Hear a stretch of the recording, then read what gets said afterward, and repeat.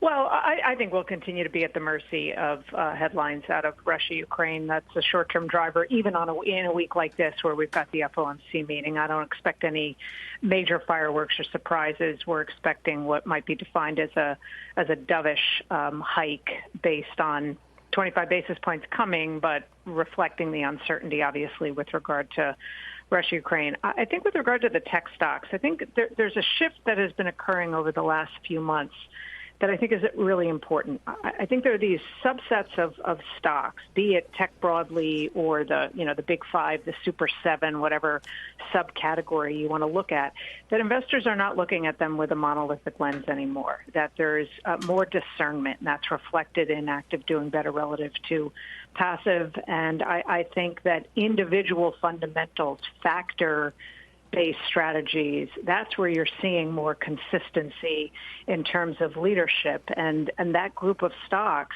they were absolutely the pandemic lockdown era's defensive names, and that persisted even coming out of the lockdowns.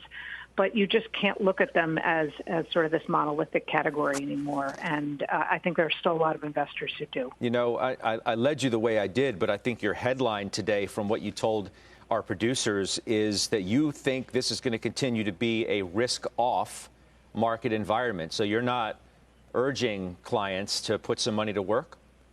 Well, we actually recently, from a tactical perspective, basically neutralized all of our recommendations at the broad asset class level, at the sector level, which simply means telling investors to stay at their strategic allocations. This is not the time to try to make a bet. I think, bottom calling, top calling is always a difficult exercise and quite frankly should never be done if you're making that decision with all or nothing in terms of money, all in, all out.